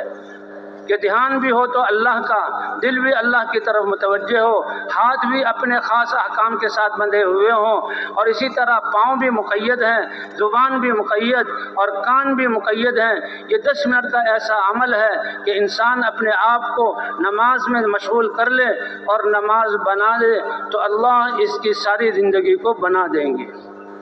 ایسی نمازوں پر اللہ وہ دیں گے کہ دنیا والے اپنے سارے اسباب اور فوجوں اور ہتھیاروں کو جمع کر کے جو نہ کر سکیں، اللہ ان کی نماز پر وہ کر کے پہلے دکھایا، اور آج ہمیں کر کے دکھائیں گے۔ آسمانوں سے بارشیں برسیں گی، فرشتے اتریں گے، مردے زندہ ہوں گے، اللہ ایسی جگہ سے رزق دیں گے، اپنی قدرت کو ظاہر کریں گے جس کا وہم و گمان نہ ہو۔ تو بھئی یہ اسباب ہیں ہماری کامیابی کے۔ تو دعوت میں لگنا ہے، تعلیم و تعلم میں لگنا ہے، اور نمازوں کو بنانا ہے، کوشش کریں گے انشاءاللہ۔ اور بھئی اللہ کا پیغام پہنچانے کے لیے کیا شکل ہو، کون سی صفات ہوں، اس کے لیے اللہ نے نبیوں کو چنا۔ اللہ اکبر! کہ جس دن وہ اللہ کا پیغام لے کر آ رہے ہیں، ان کے اخلاق اور ان کی حیا اور ان کی پاکیزگی لوگ اشش کرتے تھے اور ان کی تعریفیں کرتے تھے، لیکن ایک توحید کا اعلان اور لا الہ الا اللہ ان کے معاشرے کے خلاف ہے، اس لیے مخالف ہو جاتے تھے، ورنہ نبیوں کی زندگی بڑی پاکیزہ۔ حضرت محمد صلی اللہ علیہ وسلم پر سب عرب مٹتے تھے، ایسا بچہ تو کائنات میں کسی نے دیکھا ہی نہیں، ایسا بچہ تو کسی نے جنا ہی نہیں، ایسا جوان تو کہیں ملا ہی نہیں، سب صادق اور امین ہونے کی خوشخبری دیتے تھے۔ اس لیے بھائی اس امانت کو پیش کرنے کے لیے اپنے آپ کو بنانا، صبر کی صفت ہو، تواضع کی صفت ہو، اللہ کی ذات کا یقین اور وحدانیت کا یقین ہو، دل میں نرمی ہو، انسانیت کی ہمدردی ہو، اور سب کچھ لگانے کا جذبہ۔ تو ان 4 اعمال کو ہم نے زیادہ کرنا ہے تاکہ اس عمل کے لیے اللہ ہمیں قبول فرما لے۔ کریں گے بھائی کوشش انشاءاللہ؟ ہاں، اور کچھ چیزوں سے بچنا ہے کہ جب اللہ کا کام کر رہے ہیں تو ہمارا کام کون بنائے گا؟ اللہ کو گوارا نہیں کہ میرا کام کرنے والے، مجھ پر یقین رکھنے والے میرے علاوہ کسی اور پر بھروسہ کریں اور ان کی زبان سے اپنی حاجت ظاہر ہو جائے، تو ان کی دعوت میں اور ان کے ان سوال میں کوئی جوڑ نہیں ہے۔ اس لیے اللہ کے راستے میں نکل کر کسی سے کوئی سوال نہیں کرنا۔ صحابہ کرام کی تو ایسی تربیت کی گئی کہ کوڑا بھی گر جاتا، او بھائی ذرا کوڑا پکڑا دینا، یہ سوال بھی نہیں کرتے تھے، خود اتر کر کوڑے کو سنبھالتے تھے۔ تو اس لیے بھائی سوال نہیں کرنا، اور یہ اشراف دل میں بھی یہ طمع ہو جائے کہ لوگ ہمیں دے دیں۔ نہیں، لوگوں کے پاس کیا ہے؟ لوگ تو ان چیزوں کے خود محتاج ہیں، وہ تو تبلیغ اور دین کی وجہ سے جو اکرام کریں، ورنہ لوگ تو خود اس کے، چاہے وہ بادشاہ ہوں، چاہے وہ وزراء ہوں، چاہے جتنے بھی لینڈ لارڈ اور مالدار ہوں، وہ خود اس کے محتاج ہیں۔ تو ہماری نظر لوگوں کی طرف نہ جائے، ہمارا دل ان کی طرف نہ جھانکے، ہماری نظر تو اللہ کی قدرت اور خزانوں کی طرف ہو۔ ان اجری الا علی اللہ، حضرات انبیاء کرام اپنی اتنے پاکیزہ ہستیاں زندگی کے قیمتی سرمایہ کو لگاتے، خود لے کر ان کے پاس اللہ کا پیغام لے کر آتے اور ایک ایک کو بتاتے، ان کی بےہودگی پر صبر کرتے، ان کی تکلیفوں پر صبر کرتے اور راتوں کو ان کے لیے دعا کرتے۔ اور نوح علیہ السلام 950 سال اللہ نے فرمایا دیکھو میں جس کو نبی بناؤں اور جس کو دعوت کا فریضہ دوں اس کے اخلاق کیسے ہونے چاہیے۔ دیکھو نوح علیہ السلام نے 950 سال کن حالت میں دعوت دی ہے، دن کو بھی دعوت دیتے تھے، رات کو بھی، اور سب کچھ لگانے کے بعد ان کی نظر لوگوں کے پاس جو کچھ ہے اس کی طرف نہیں ہوتی تھی، ان کی نظر ان اجریہ الا علی اللہ، میری اس محنت کا اجر تو کون عطا فرمائیں گے۔ اور ہم کتنے خوش قسمت ہیں کہ ہم بھوک برداشت کریں گے، پیاس برداشت کریں گے، جوانیاں اور وقت لگائیں گے، اور جیسے بتایا گیا تکلیفیں آئیں گی تو اللہ کے رسول اللہ کے دربار میں اے اللہ یہ میری امت کے 14ویں اور 15ویں صدیوں کے یہ انسان ہیں، میرے مسلمان میرے امتی ہیں، مادہ پرستی عام تھی اور لوگ دنیا کی دوڑوں میں لگے ہوئے تھے اور یہ تیرے رستے میں نکلے، ان پر یہ بھوکیں آئیں اور انہوں نے سادے کپڑے استعمال کیے اور ان کو ٹھوکریں لگی اور ان پر یہ مشقتیں آئیں، اے اللہ اپنی شایان شان ان کے ان اعمال کا بدلہ عطا فرما۔ تو کیا خیال ہے بھئی ہمیں مشقتیں برداشت کرنی چاہیے؟ دنیا کے لیے بھی کتنی مشقتیں برداشت کرتے ہیں، دفتروں میں ٹائم پہ پہنچتے کہ نہیں پہنچتے، اور سفروں کی مشقتیں برداشت کرتے ہیں کہ نہیں کرتے، بڑے افسروں کی ڈانٹ سہتے ہیں کہ نہیں سہتے، بھوک اور پیاس برداشت کرتے ہیں کہ نہیں کرتے۔ کیا ملتا ہے؟ وہ جو اللہ نے پہلے سے لکھا ہوا اس سے زیادہ مل نہیں سکتا، اس سے زیادہ مل نہیں سکتا۔ اور بھائی ان مشقتوں پر تو اللہ اپنی رحمت برسائیں گے، اس لیے ہم نے اللہ کے راستے میں جانا ہے، اور جتنا نکلنے کے زمانے میں ہمارے اعمال سنت کے مطابق ہوں، ہمارا چلنا بھی راستے کے دائیں طرف نظروں کی حفاظت کے ساتھ، نہ بالکل نیچے دیکھنا ٹکر لگ جائے ٹھوکریں کھائیں، اور نہ ایسے چلنا کہ دنیا کے یہ ندیدے ہیں اور پھاڑ پھاڑ کر آنکھیں دیکھ رہے ہیں۔ یہ نظر شیطان کے تیروں میں سے ایک زہر آلود تیر ہے، جس کی جب پر پڑ گیا اس کا نقشہ دل میں آ جائے گا، پھر نماز میں یہ اللہ کے سامنے کھڑا ہونے نہیں دے گا، کھڑے ہوں گے نماز میں اور سوچ رہے ہوں گے بازار کی چیزوں کو، اللہ اکبر، اور اللہ دل کے بھیدوں کو جانتے۔ یہ تو کہا جا رہا ہے کہ اپنی نمازوں کو بناؤ، نمازیں بنانے کے لیے نظروں کی بھی حفاظت کرنی ہوگی۔ اب بس اسٹاپ پر آئے ہیں، ریل گاڑی 2 ساتھی خدمت والے ہیں، وہ بس والوں سے بات کریں گے، باقی کسی نے کوئی بات نہیں کرنی۔ ریل کا ٹکٹ خریدنا ہے وہی 2 ساتھی خریدیں گے۔ اور بھائی دیکھو اللہ کے راستے میں جان لگانا، مال لگانا، یہ ہماری کمائی ہے۔ اب بسوں والے جو کرایہ متعین ہے، نہ ہم نے دھوکے میں آ کر زیادہ کرایہ دینا ہے، مسلمان غافل بھی نہیں ہوتا، اور نہ بھائی کسی کا حق مارنا ہے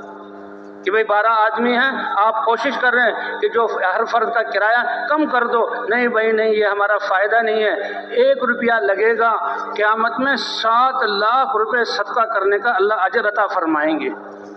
ان کی یہ روزی ہے، ان کا یہ حق ہے، ان کی مجبوری سے ہم فائدہ نہ اٹھائیں، یہ دنیا والے اٹھاتے ہیں، نہیں بھائی نہیں ہم 12 ہیں نہیں جائیں گے اگر تم جو ہے 2 آدمی کا کرایہ کم نہیں کر۔ بھائی کیسے لوگ ہیں، ان کے دلوں میں دنیا کی اتنی عظمت ہے کہ ان کا حق مار رہے ہیں، نہیں بھائی ہم نے ایسا نہیں کرنا۔ گاڑی کے ٹکٹیں ہر ایک کو دے دیے جائے، ابھی لوگ نے گاڑی نہیں لگی اور ریل گاڑی نہیں آئی تو اب وہاں پر ہم نے دعوت دینی ہے۔ ایک پرانا ساتھی ایک نیا ساتھی، اللہ کے رسول صلی اللہ علیہ وسلم لشکروں کو روانہ فرماتے تھے، پورے لشکر کو بھی اکٹھا رہنے کا حکم فرماتے، اور 2-2 کی 3-3 کی جوڑی بھی بنا دیتے اور خدمتوں پہ بھی متعین کرتے، اور اللہ کے رسول اپنے آپ کو بھی خدمت کے لیے پیش کرتے، اور خدمت والوں کے لیے اجر کہ ان نکلنے والوں کا نمازیں پڑھنے کا، ان کے اعمال کا ثواب ان لوگوں کو ملا ہے جنہوں نے اس کی خدمت کی، ان لوگوں کی خدمت کی ہے۔ اور حضور صلی اللہ علیہ وسلم اپنے لیے کیا فرماتے ہیں؟ وَأَنَا أَجْمَعُ لَكُمُ الْحَطَبَ، میرے صحابہ تم میرے دین، اللہ کے دین کے لیے اور میری سنت کو زندہ کرنے کے لیے تم جا رہے ہو، تم اتنے قیمتی ہو کہ تمہارا سردار اور اللہ کا حبیب حضرت محمد صلی اللہ علیہ وسلم تمہارے لیے صحرا میں سے لکڑی چن کر لائے گا۔ اللہ اکبر، حضور اپنے لیے خدمت متعین کر رہے ہیں۔ یہ کوئی حکومت کی بڑی نوکری اور عہدہ نہیں ہے کہ اسے پیسے ملے، یہ اللہ کے خزانے اپنے لیے کھلوانا ہے، اللہ کی رضا کو لینا ہے۔ اس لیے بھائی خدمت یہ بھی بہت بڑا عمل ہے۔ تو دو ساتھیوں کی جوڑی، وہ جتنے لوگ بیٹھے ہوئے ہیں، کیونکہ ہمیں لوگوں کا وقت چاہیے، ہمیں ان سے ملاقات چاہیے، یہ اڈے اور یہ اسٹیشن، یہ ایئرپورٹ، وہاں لوگ بیٹھے ہوتے ہیں، تو جمع کر کے بیان نہ کریں، بلکہ دو ساتھی انفرادی طور پر ان سے بات کریں، ان کو سمجھائیں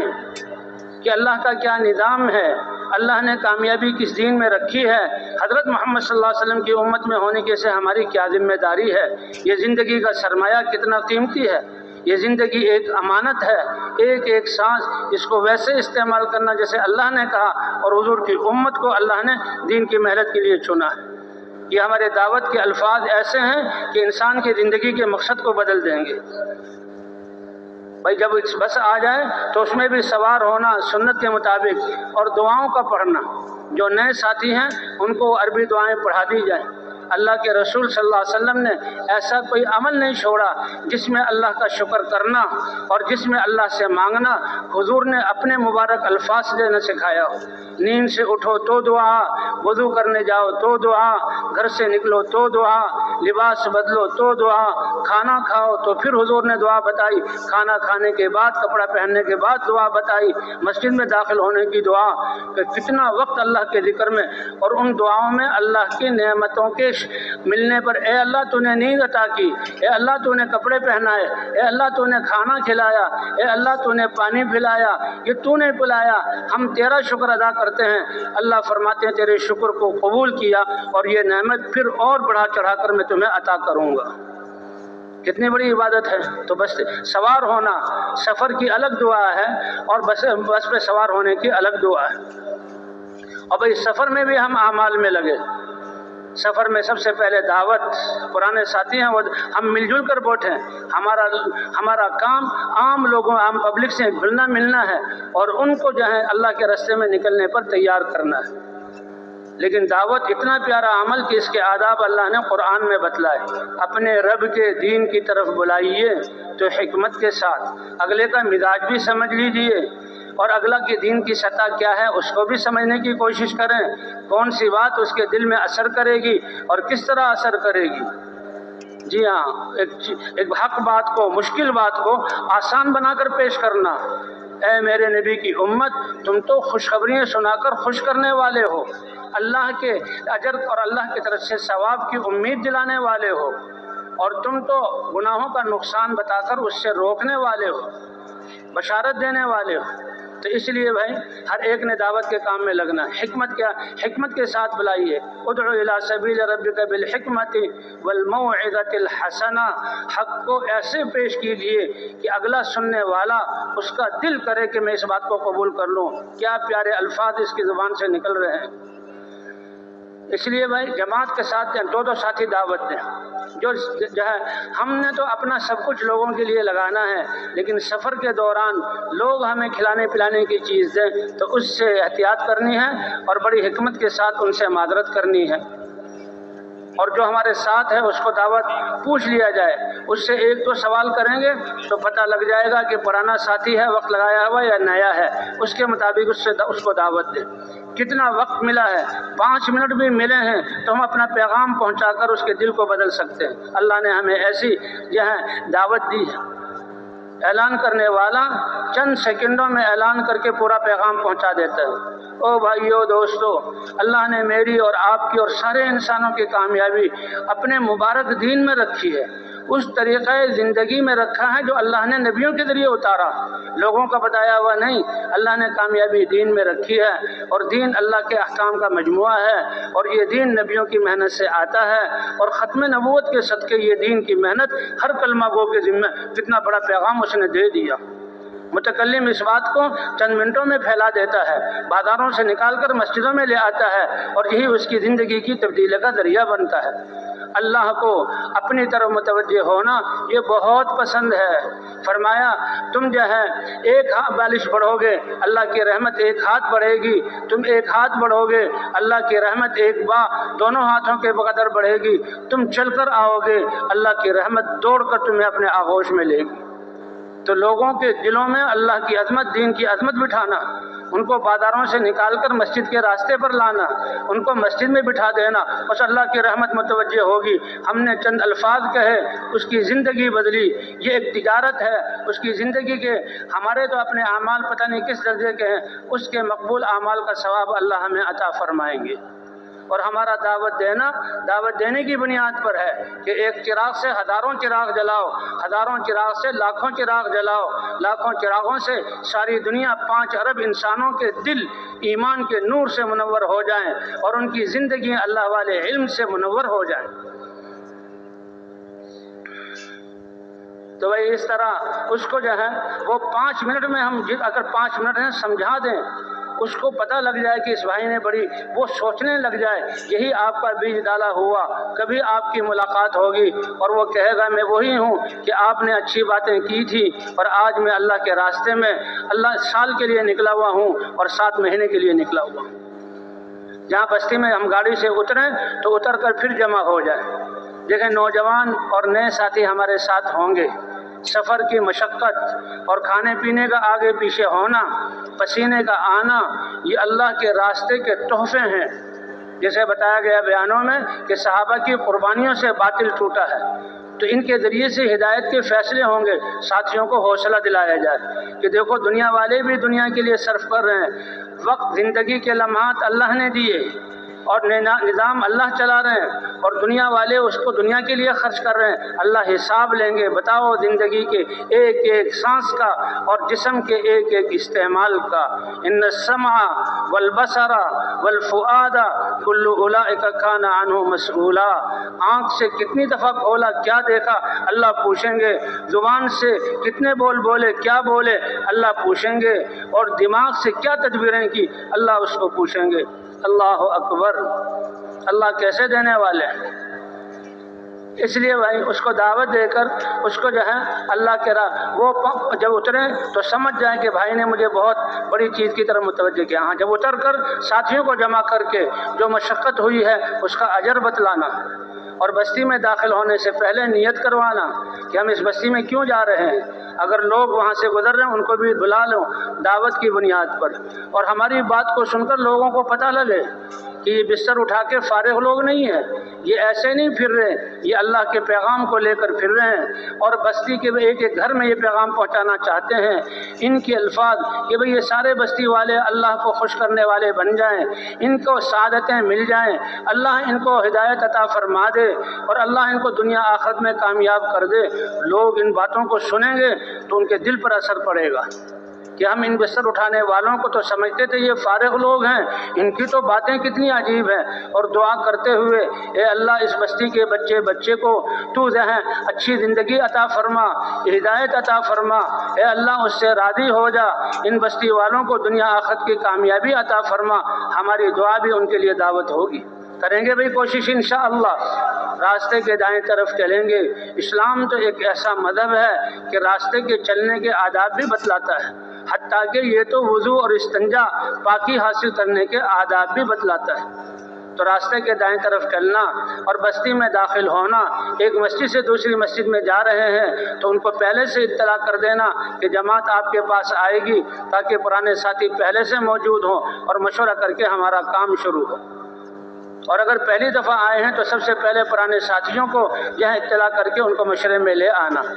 مسجد کے پاس پہنچے ہیں، مساجد اللہ کا گھر ہیں، بازاروں سے گزریں تو نظروں کی حفاظت کرتے ہوئے بستی میں داخل ہونے کی دعا نئے ساتھی پرانے ساتھیوں کو پڑھائیں اور نکلنے کے دوران ان کو وہ دعائیں سکھا دیں۔ اللہم بارک لنا فیہا، اللہم ارزقنا جناہا واعذنا من وباہا۔ اب مسجد اللہ کا گھر ہے کہ جب مسجد کے سامنے آتے ہی ایک ہیبت اور اللہ کے گھر کی عظمت ہمارے دلوں میں آ جائے، اور ہم مسجدوں میں داخل ہوتے ہوئے جو آداب ہیں، یہ مسجد کے آداب کیا ہیں کہ اعتکاف کی نیت کر لیں، جوتے اتارنے اور پہننے کی بھی اسلام نے آداب بتلائیں۔ پہلے بائیں پاؤں سے جوتا نکال کر جوتے پر رکھ لیں، بائیں پاؤں سے جوتا نکال کر مسجد کے اندر رکھیں، دایاں پاؤں نیک چیزوں کے لیے بسم اللہ والصلاة والسلام علی رسول اللہ اللہم افتح لی ابواب رحمتک۔ اور اے اللہ جب تک میں مسجد میں رہوں اعتکاف کی میں نیت کرتا ہوں، مسجد میں داخل ہوتے ہی اگر وہ کوئی کمرہ ہو جو جماعتوں کے لیے بنا ہوا ہو، سامان اور بستر وہاں رکھیں، اعمال سارے دن ہم مسجد کے اندر کریں، سونا ہمارا مسجد کے اندر ہو تو سامان وہاں رکھ کے، اگر وہ کوئی جگہ ایسی نہیں ہے وہ امام کی یا کسی کی، پھر ہم نے اس میں دخل اندازی نہیں کرنی، اور مسجد میں داخل ہو کر سلیقے کے ساتھ اپنے بستروں کو رکھ دینا، خدمت کا سامان مسجد کی جگہ سے باہر رکھنا، کیونکہ ہو سکتا ہے اس میں مٹی کے تیل کا چولہا ہو سکتا ہے اس میں پیاز اور لہسن ہو یا کوئی اور بدبودار چیز ہو، یہ چیزیں لے کر مسجد میں جانا اس کی اجازت نہیں۔ اور صفائی کی ضرورت ہو تو مسجد کی صفائی کر دیں، اور بھائی مسجد میں رہتے ہوئے وہاں کے پنکھوں کو اور اس کی بجلی کو بقدر ضرورت استعمال کریں، بقدر ضرورت استعمال کریں، اسراف سے منع آیا ہے۔ پنکھا چلا دیا اور پھر اٹھ کر چلے گئے اور پنکھا چل رہا ہے، بلب جلا دیا اور اٹھ کر چلے گئے، بجھایا نہیں، بھائی یہ ہماری معاشرت کی کمیاں ہیں، یہ اللہ کی بھی نافرمانی بھی ہے اور خود مال کو ضائع کرنا بھی ہے، اس لیے بقدر ضرورت استعمال کریں، مسجد کی امامت اور مسجد کی اذان میں دخل اندازی نہ کریں، اور مسجد سے جاتے ہوئے اجتماعی پیسوں میں سے تھوڑے سے پیسے مسجد کے جو ہے اس میں جمع کر دیں تجوری میں، تاکہ ہم نے جو بجلی استعمال کی وہ اس کی طرف سے یہ ہو جائے۔ اور مسجد کی خدمت کی ضرورت ہو تو مسجد کی خدمت کریں، اور سب سے پہلے وضو کر کے 2 رکعت نفل پڑھیں اور اللہ کے دروازے کو کھٹکائیں، اے اللہ تیرا پیغام لے کر ان انسانوں کی طرف آئے ہیں، ہمارے دل بھی اور ان لوگوں کے دل بھی تیرے قبضہ قدرت میں ہیں، اے اللہ ان کے دلوں کو دین کی بات کی طرف مائل فرما اور ہمیں ان کی ہدایت کا ذریعہ بنا۔ ہمارے اس نکلنے سے لوگ راہ راست پر آ جائیں، سکون والی زندگی مل جائے، اللہ ان سے راضی ہو جائے، تو یہ بہت بڑا ہمارے لیے خزانہ ہے۔ اے علی، تیری وجہ سے اللہ تعالیٰ ایک انسان کو ہدایت دے، جتنی چیزوں پر سورج کی روشنی پڑ رہی ہے، زمین پر تو پڑتی ہے، فضاؤں پر بھی پڑ رہی ہے اور سیاروں پر بھی پڑ رہی ہے، وہ سب اس کے تم مالک بن جاؤ، اس سے زیادہ تمہارے لیے کمائی کی چیز ہے کہ ایک انسان کو تمہارے ذریعے سے ہدایت مل جائے۔ اور ہماری تبلیغ کا کام تو یہ ہے کہ چراغ سے چراغ جلتے جائیں، قیامت تک سلسلہ چلے، ہم قبروں میں ہوں اور کھاتا کھلا ہوا ہو اور لوگ مسجدوں کی طرف آ رہے ہوں، تو بھی کریں گے کوشش انشاءاللہ۔ اس لیے بھائی اب 2 رکعت نفل پڑھ کر اللہ سے مانگے اور پھر مشورے کے لیے جمع ہو جائے۔ اللہ نے یہ کام بھی عالمی دیا اور پھر اس کام کی حفاظت، کام کرنے والوں کی حفاظت اور اللہ کی طرف سے رہبری اور رہنمائی کے لیے اللہ نے مشورہ دیا۔ انبیاء کرام کی تربیت اور رہبری تو وحی کے ذریعے ہوتی تھی، لیکن بعض چیزوں میں وحی نہیں اتری، حضور کو حکم وشاورہم فی الامر، آپ کے بعد تو وحی کا سلسلہ منقطع ہو جائے گا، یہ امت کام کو لے کر چلے گی، اس امت پر اللہ اپنی منشا کب کھولیں گے، اس امت کی حفاظت کس طرح ہوگی، اس امت کے دل کیسے جڑیں گے جب یہ آداب کے ساتھ مشورہ کریں گے۔ اس لیے مشورہ کوئی معمولی چیز نہیں ہے، مشورہ کوئی معمولی چیز نہیں ہے۔ مشورہ کس لیے ہے؟ اے اللہ اپنی منشا ہم پر کھول دے، اے اللہ ہمیں 24 گھنٹے کن اعمال میں لگنا چاہیے، سارے ساتھی جو ہیں ان کا 1 سیکنڈ بھی ضائع نہ ہو، وہ اعمال کو کرنے والے بنے، ترقی والے بنے، لوگوں ایک انسان تک پیغام پہنچ جائے اور ہماری اس محنت سے نقد جماعتیں اللہ کے راستے میں نکلیں۔ اس لیے مشورہ یہ سرسری بات نہیں ہے، یہ لٹے لٹائے الفاظ کو دہرانا نہیں ہے۔ اس لیے بھائی دعا مانگنا، سوچنا، پرانے ساتھیوں کو بلا لینا، ان سے پہلے جس سطح پر کام پہنچا ہوا ہے وہ سن لیں، اس کے بعد آگے چلائیں۔ اگر پرانے ساتھیوں کو نہیں بلائیں گے، کام آگے پہنچا ہوا ہے، ہمارے مشورے ابتدائی درجے کے ہو رہے ہیں، تو یہ ہمارا کافی وقت اس میں لگ جائے گا۔ کریں گے بھائی انشاءاللہ۔ اور پھر بھائی پورے 2 ساتھیوں کو پھرا دینا، 2 ساتھی مسجد میں آنے والوں کو سنبھالنے کے لیے اور 2 ساتھی خدمت کے لیے، باقی 8 ساتھی 2 کی جوڑی بن کر سب سے ملیں۔ سب سے پہلے وہاں کے دیندار، حاجی، مسجد کے متولی، امام صاحب، علماء سے ملیں، اور اس کے بعد دنیا کے اعتبار سے جو بڑے ہیں، MNA، MP، سردار اور کوئی چودھری، ان سے ملا جائے تاکہ ان کی صلاحیتیں بھی دین پر لگ جائیں، کیونکہ ہماری دعوت یہ فقیر سے لے کر بادشاہوں تک ہے۔ دین کسی کا محتاج نہیں کہ ان کے لگنے سے دین کا فائدہ ہو جائے گا، بلکہ ان کی دنیا آخرت بن جائے گی۔ جس کو جتنی زیادہ اللہ نے دنیا کی صلاحیتیں دی ہیں وہ آخرت کو اتنا زیادہ بنا سکتا ہے، اور اس کا راستہ دعوت کا پیغام اس تک پہنچنا ہے۔ ورنہ یہ ہیں ملکوں والے، حکومتوں والے، چودھری، ان کے ہاتھ پیچھے، گردن کے پیچھے بندھے ہوئے ہوں گے، اور اللہ پیشی کریں گے کہ چند بندوں پر تمہیں سربراہی دی تھی، بتاؤ میرے بندوں کے ساتھ کیا عمل کیا؟ اگر ظلم کیا ہے تو منہ کے بل جہنم میں ڈال دیا جائے گا۔ یہ کوئی معاملہ آسان تھوڑی ہے، یہ سیٹ اللہ نے دی ہے، اور اس کے بارے میں جب اللہ زبانوں کے بول کے بارے میں پوچھیں گے زبان کہاں استعمال کی، اور کانوں کے بارے میں پوچھیں گے کان کہاں استعمال کیا، دماغ کی تدبیروں کے بارے میں پوچھیں گے، تو جو عہدہ دیا اس کے بارے میں بھی پوچھا جائے گا۔ اس لیے سارے انسان پرانے ساتھیوں سے ملیں، وہ تو پہلے سے آ جائیں گے، جو درمیانے درجے کے ہیں ان کو ذرا متحرک کریں، ہماری نصرت کریں، ہمارے ساتھ رہیں۔ کچھ پرانے ایسے ہوں گے جو کسی آزار کی وجہ سے وہ اپنے اپنے کاموں میں ان کو ترغیب دیں، ان کو کارگزاریاں سنوائیں، اور ان کے ذریعے سے جماعتوں کو نکالیں، اور ایک ایک فرد سے ملنا ہے۔ اس بستی کے، اس مسجد سے جتنے متعلق گھر ہیں، جو جہاں رہتا ہے اس تک ہم نے جو ہے پیغام پہنچانا ہے۔ حتیٰ کہ اگر وہ راتوں کو آتے ہیں ہم نے جاگ کر ان کا انتظار کرنا ہے، ان کو ان کی پیغام پہنچانا کریں گے بھائی کوشش انشاءاللہ۔ اب اس کے ساتھ ساتھ ایک عمومی گشت بھی ہے کہ جس وقت میں لوگ مسجد کے آس پاس آ جائیں تو اس وقت پوری جماعت بن کر جائے۔ یہ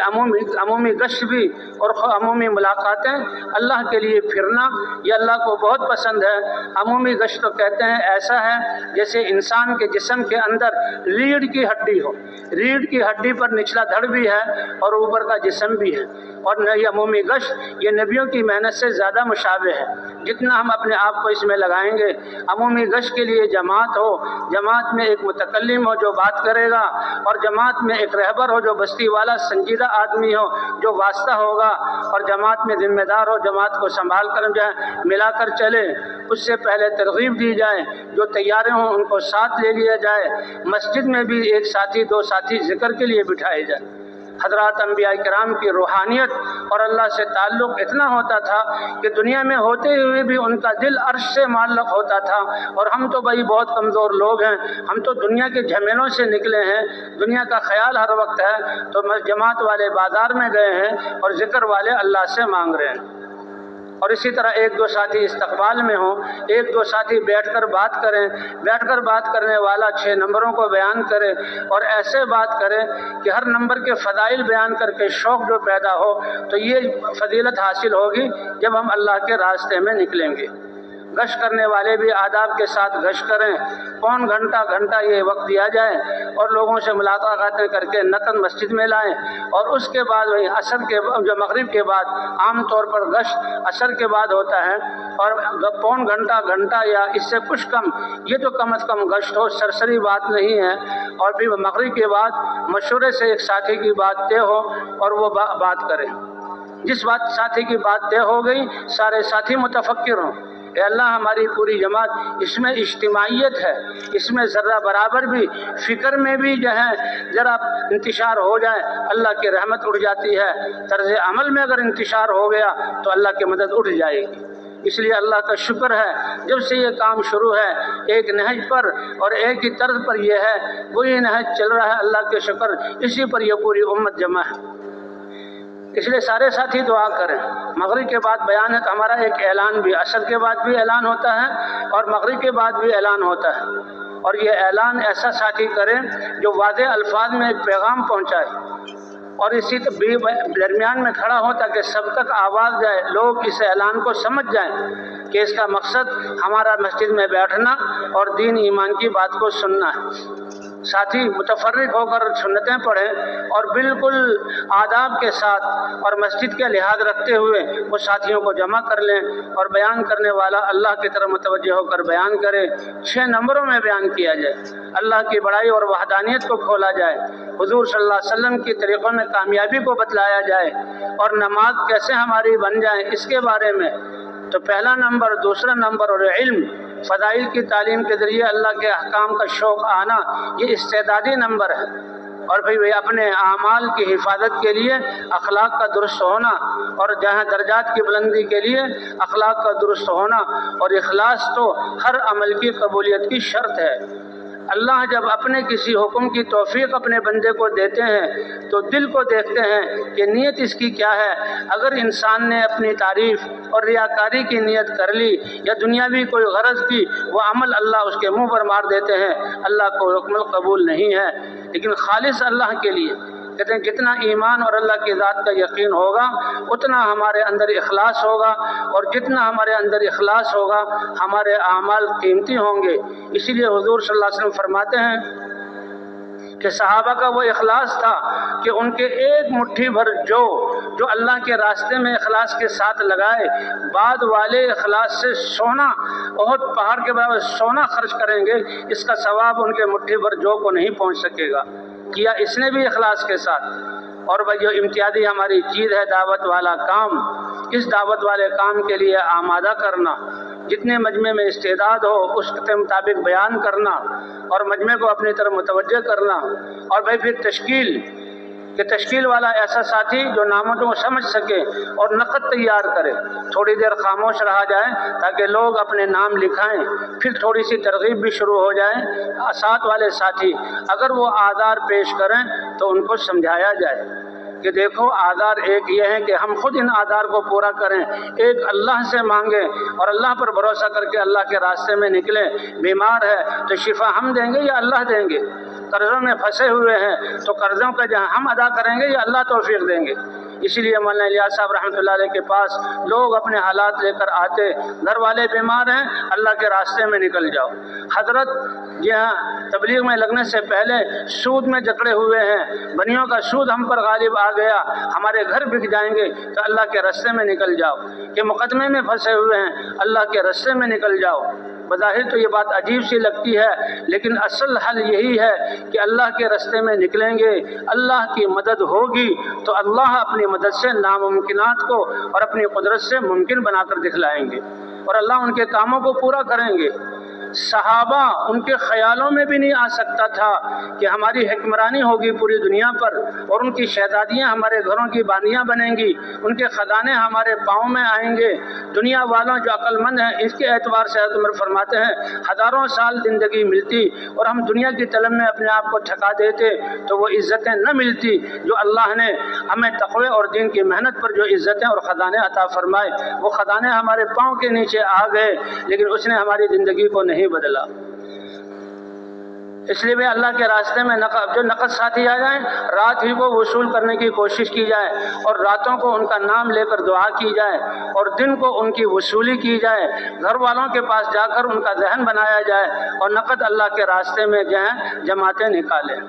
مشورہ اور یہ ہمارا مسجدوں میں ٹھہرنا، سارے ساتھی سارے اعمال کر لیں، اور ہم ہر آدمی سے ہماری ملاقات ہو جائے، اور نقد اللہ کے راستے میں جماعت نکل جائے۔ جماعتوں کا نکلنا 40 دن 4 مہینے کے لیے 6 روزہ ان کا اپنا مقامی کام ہے، پھر ہم اگلی مسجد میں جائیں۔ ایک دن میں کام ہو جائے تو بہت بہتر، ورنہ 2 دن میں کام کو نمٹانے کی کوشش کریں، زیادہ سے زیادہ 3 دن، اور پھر اگلی مسجد میں جائیں۔ اور بھئی راتوں کو اٹھنا جیسے دن کی محنت ہے، یہ ایک جسم کی طرح ہے، دن کی محنت ہے، یہ زمین میں بیج ڈالنے کی طرح ہے، اور راتوں کو رو کر آنسو بہانا یہ روح کی بمنزل ہے، اور آنسو بہانا یہ اس بیجوں کو پانی دینے کی بمنزل ہے۔ راتوں کی دعاؤں سے اللہ تعالی ہماری محنت کو قبول فرمائیں گے، تو وہ کریں گے یہ محنت انشاءاللہ۔ اس لیے اللہ تعالیٰ نے کائنات میں سب سے بڑی محنت نبیوں کی، اس سے کے برابر کسی کی محنت نہیں، وہ محنت عطا فرمائی جس سے یہ انقلاب آئے گا، اور وسیلہ اللہ نے دعا عطا فرمایا۔ دعا بھی عبادت ہے، اور دعا بھی مومن کا ہتھیار ہے، اور انبیاء کرام نے بھی دعا کی۔ بھئی راتوں کا وقت ہمارا دعا کا ہے، اس لیے اب بھی ہم اللہ کی طرف متوجہ ہوں اور اللہ سے دعا کریں، کیونکہ قبول کرنے والی ذات اللہ کی ہے۔ اس لیے دن میں بھی ہم نے اعمال کو کرنا ہے اور رات کو بھی، رات کو جلدی سونا، عشاء کے بعد پھر ہم نے باتوں میں نہیں لگنا، جلدی سو جائیں۔ آج کل بھی اگر ہم نمازیں 8:30 9 تک بھی ہو جائیں تو 1 1:30 بجے اٹھ کر ساری جماعت نفلیں پڑھ رہی ہو، دعا کر رہی ہو، اللہ سے مانگ رہی ہو۔ رات کی یا رونا اور 2 آنسو یہ بڑی بڑی وباؤں کا جو ہے ٹلنے کا ذریعہ بنیں گے اور بڑے بڑے مسائل کے حل کرنے کا ذریعہ بنیں گے۔ کہتے ہیں ہم اس وقت قحط میں نہیں ہوں گے جب ہمارے دریا خشک ہو جائیں، بلکہ ہمیں تو ہماری مصیبت اس وقت ہوگی۔ اللہ نے ہر انسان کو 2 چشمے دیے ہیں، جس دن یہ آنکھوں کے چشمے خشک ہو گئے اور ان سے آنسو بہنا خشک ہو گئے تو یہ جو ہے امت مسلمہ کی یہ ہلاکت کی نشانی ہے۔ جب تک یہ آنسو بہتے رہیں گے اللہ تعالیٰ سارے کام ہمارے پورے کرتے رہیں گے۔ اے میری قوم، تم اپنے رب سے گناہوں کی معافی چاہو، گناہ نافرمانی کر کے استغفار کرو، اور استغفار میں انسان روئے گا بھی، اللہ گناہوں کو بخشنے والے ہیں۔ یرسل السماء علیکم مدرارا، آسمانوں سے تمہارے لیے دریاؤں کی ضرورت نہیں، آسمانوں سے پاکیزہ پانی برسائے گا، رحمت والی بارش برسائے گا۔ وَيَجْعَلْ لَكُمْ جَنَّاتٍ، اور تمہاری زمین کو سیراب کرے گا۔ لوگوں نے کہا دوبارہ مر کر زندہ کیسے ہوں گے؟ اللہ فرماتے ہیں زمین کو دیکھو،